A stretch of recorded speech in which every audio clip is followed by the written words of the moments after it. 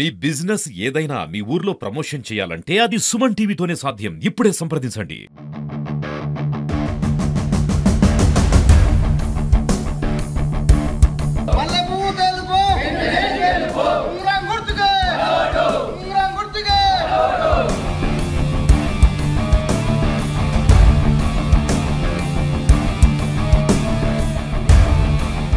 యాదాద్రి భువనగిరి జిల్లా రాజపేట మండలం రేణికుంట గ్రామం.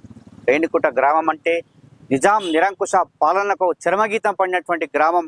ఎందరో వీరులు ఈ ప్రాంతం నుంచి వెళ్ళినటువంటి గ్రామం. ఈ గ్రామానికి సంబంధించి రేణికుంటలో కర్రె వెంకటేశం గ్రామ పంచాయతీ అభ్యర్థిగా బరిలో ఉంటున్నారు. కర్ర వెంకటేశం సంబంధించి చాలా ప్రజా సంఘాలు అతనికి మద్దతు ఇస్తున్నాయి. కర్ర వెంకటేశం ఒక మేనిఫెస్టోను పట్టుకొని గ్రామంలో మొత్తం 29 అంశాలను ఎంచుకున్నాడు. ఈ 29 అంశాలు పట్టుకొని ప్రతి గ్రామంలో ప్రతి ఇల్లు తిరుగుతున్నాడు. ఈ సమస్యను పరిష్కారం చేస్తూ అంటున్నాడు. మరి కర్ర వెంకటేశానికి అవకాశం వచ్చింది. రేణికుంట గ్రామంలో సర్పంచ్ అభ్యర్థిగా నిలబడే అవకాశం వచ్చింది. దానికి సంబంధించి చాలా మంది మేధావులు, విద్యార్థులు, యువకులు చాలా మంది అతనికి మద్దతు ఇస్తున్నారు. గ్రామంలో ఎంతో మంది యువకులు కూడా అతనికి మద్దతు తెలుపుతున్నారు. అదేవిధంగా చాలా మంది పెద్దలు కూడా అతనికి ఈసారి అవకాశం కల్పిస్తున్నారు. కాబట్టి ఒకసారి వెంకటేశంతో మాట్లాడదాం. వెంకటేశం, చెప్పండి, మీ గ్రామంలో ఎలాంటి సమస్యలు, అంటే మేనిఫెస్టోలో 29 అంశాలు తీసుకున్నారు, దీనికి సంబంధించి మీరు గ్రామానికి సంబంధించి ఎలాంటి హామీ ఇస్తున్నారు?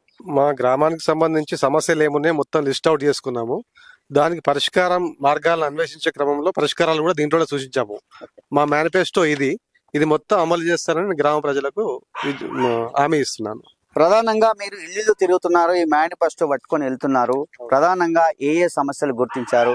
ప్రతి పేదవాడికి ఏ కార్యక్రమాలు తీసుకుంటారు? ప్రధానంగా చాలా కాలనీలలో డ్రైనేజ్ సమస్య ఇష్యూ ఉంది, అది పరిష్కరిస్తా అని చెప్పాను. సీసీ రోడ్డు కూడా కొన్ని పెండింగ్ ఉన్నాయి, అవి చేస్తాను. ప్రతి పేదింటి ఆడపిల్ల పుడితే పేదింట్లో 5,000 రూపాయలు ఫిక్స్డ్ డిపాజిట్ చేస్తా అని చెప్పాను. ప్లస్ రెండోది, ప్రతి పేదింటి ఆడపిల్లకు పెళ్లికి 1 క్వింటాల్ సన్న బియ్యం బహుకరిస్తానని చెప్పాను. ఒక వైకుంఠ వ్రతం ఊరికి నా సొంత ఖర్చులతో ఏర్పాటు చేస్తానని హామీ ఇస్తున్నాను. మీరు గ్రామానికి వెళ్ళేటప్పుడు ఈ మేనిఫెస్టో పట్టుకొని వెళ్తున్నారు. గ్రామంలో ఉన్నటువంటి ప్రజలు మీకు ఏ విధంగా బ్రహ్మరథం పడుతున్నారు? మీతో పాటు యువకులే కావచ్చు, చాలా మంది మీకు మద్దతు ఇస్తారు కదా, ఎలా అనిపిస్తుంది మీకు ప్రచారం చేసేటప్పుడు? చాలా మద్దతు లభిస్తుంది. ఇట్లా మేనిఫెస్టో పెట్టుకొని పోయిన సందర్భాలు ఊర్లే చాలా తక్కువ సందర్భాలు ఉండొచ్చు. కాకపోతే నేను ఈ ప్రధాన సమస్యలు తీసుకొని పోతున్నా కాబట్టి మంచి స్పందన ఉంది.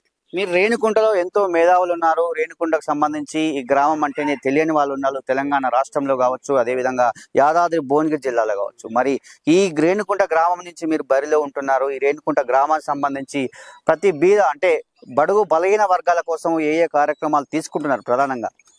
ప్రధానంగా ఇప్పుడు చెప్పాను కదా, మామూలుగా అందరికీ ఒక సమానమైన అవకాశాలు కల్పిస్తాను. ప్లస్ ఇప్పుడు చెప్పిన హామీలు ఇస్తున్నాను.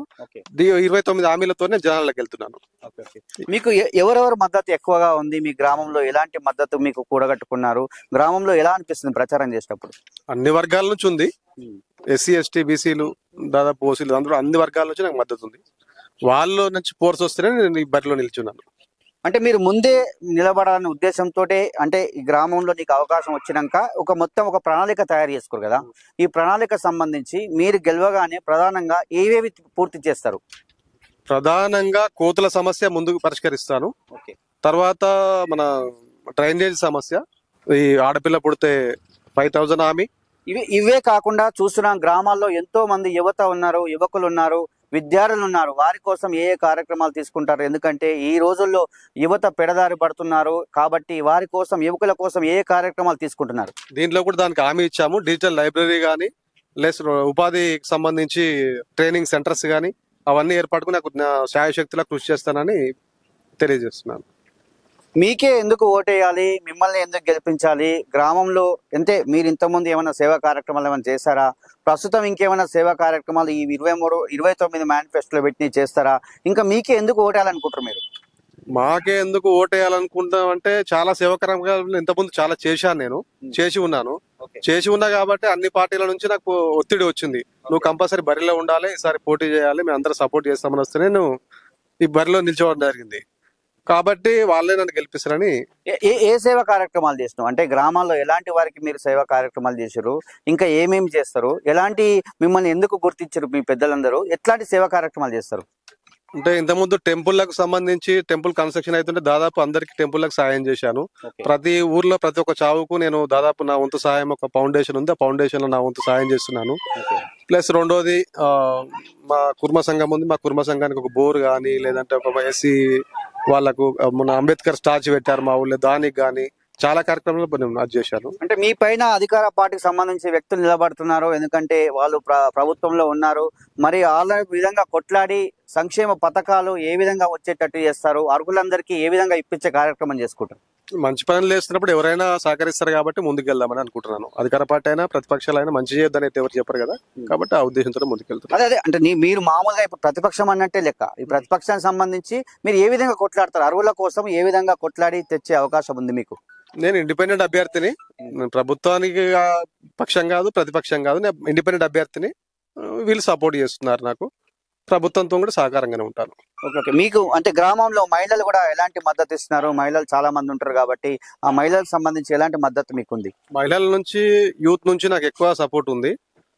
మహిళలకు యూత్ కూడా హామీ ఇస్తున్నాను. నేను మహిళా సమైక్య భవనానికి కానీ, యూత్ కు ట్రైనింగ్ సెంటర్స్ కానీ, యువకులు చదువుకునే వాళ్ళకు డిజిటల్ లైబ్రరీ కానీ, మన కోచింగ్ కోసం నా వంతు సాయం చేయడం కోసం కానీ ఇవన్నిటికీ వాళ్ళకి హామీ ఇస్తున్నాను. ఇంత మంచి రేణుకుంట అభివృద్ధి జరగలేదు, అభివృద్ధి కుంటపడిపోయింది, రోడ్లు సరిగా లేనటువంటి పరిస్థితి, కుల భవనాలు లేనటువంటి పరిస్థితి, దేవాలయాలు సరిగా లేనటువంటి పరిస్థితి, అదే విధంగా ఎన్నో కార్యక్రమాలు ఉన్నాయి. మరి ఆ కార్యక్రమాలకు సంబంధించి ఇవన్నీ గుర్తించి ఒక మేనిఫెస్టో ఇచ్చావు. ఈ మేనిఫెస్టో ప్రకారం పకడ్బందీగా చేస్తావా? తప్పకుండా చేస్తాను. ఇంతకుముందు అభివృద్ధి జరగలేదని కాదు, కొంత జరిగింది, ఇంకా జరగాల్సింది చాలా ఉంది కాబట్టి నేను అది మొత్తం కంప్లీట్ పూర్తి చేస్తానని మనకు తెలియదు. మీ గుర్తేం గుర్తు? మీ గుర్తుకు సంబంధించి గుర్తును ఎలా ప్రచారం చేస్తున్నావు? నాది ఉంగరం గుర్తు, ఉంగరం గుర్తునే ప్రచారం చేస్తున్నాను. వార్డు నెంబర్లను కూడా గెలిపించే బాధ్యత నీపై ఉంటది కాబట్టి వార్డు నెంబర్లు కూడా ఎలాంటి ప్రచారం మీరు చేస్తారు? వార్డు మెంబర్లకు మేము ఒక టీం వర్క్ లాగా వర్క్ చేసుకుంటున్నాము, అందరం కలిసే పని చేస్తున్నాము, అందరం గెలిపించుకునే బాధ్యత నాకు. రేణికుంటకు సంబంధించి కర్రె వెంకటేశం చాలా మంది బలపరిస్తేనే ఈ విధంగా వచ్చాను, ఖచ్చితంగా రేణికుంటకు సేవ చేస్తాను, రేణికుంటకు ఇంతకుముందే నేను ఒక ట్రస్ట్ ద్వారా ఎన్నో కార్యక్రమాలు చేశాను, ప్రతి పేదవాడికి, బడుగు బలహీన వర్గాల కోసము, యువత కోసము, ప్రతి ఒక్కరి కోసము కొట్లాడతాను. ప్రతిపక్షం అనే కాదు, ప్రతిపక్షం అని ఉన్నప్పటికీ కూడా ప్రతిపక్షం నుండి నోరు గలమెత్తుతాను. ఖచ్చితంగా ఏ సమస్యనైనా పరిష్కరించే వైపు ముందుకెళ్తాను. గ్రామంలో ఉన్నటువంటి ప్రతి ఒక్కరు నాకు మద్దతు ఇస్తున్నారు, యువత కావచ్చు, అదేవిధంగా విద్యావంతులు కావచ్చు, మేధావులు కావచ్చు, చాలా మంది నాకు మద్దతు ఇస్తున్నారు. ఇక్కడ పెట్టినటువంటి 29 మేనిఫెస్టోలో ఏ ఒక్కటి కూడా ఖచ్చితంగా చేసి చూపిస్తాను, ఏ ఒక్కటి చేయకుండా నన్ను మీరు అడిగే హక్కు ఉందని చెప్తున్నారు. అదేవిధంగా ఇంతకుముందే ఎన్నో సేవా కార్యక్రమాలు చేశాను, అదేవిధంగా ఇప్పుడు కూడా ఈ 29 మేనిఫెస్టో పెట్టినటువంటి ప్రతిదీ చేస్తాను, ప్రతి ఇల్లు తడతాను, ప్రతి ఇంట్లో ఉన్నటువంటి సమస్యను లేవనెత్తుతాను. కాబట్టి అదేవిధంగా యువకుల కోసం ఈ గ్రామంలో ఎంతో మంది యువకులు ఉన్నారు, వారి కోసము లైబ్రరీలే కానీ, క్రీడా ప్రాంగణాలే కానీ ఎన్నో కార్యక్రమాలు తీసుకుంటా అని చెప్తున్నారు.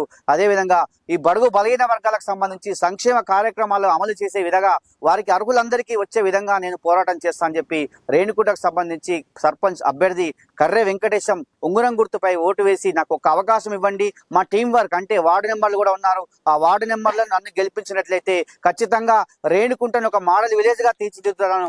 యాదాద్రి జిల్లాలో రాజపేట మండలంలో రేణికుంట గ్రామాన్ని ఒక పదం వైపు దూసుకెళ్లే విధంగా చేస్తానని చెప్పి కర్రె వెంకటేశం మనతో చెప్పాడు. ఇది ఇక్కడ గురునాథ్తో శరత్, రేణికుంట.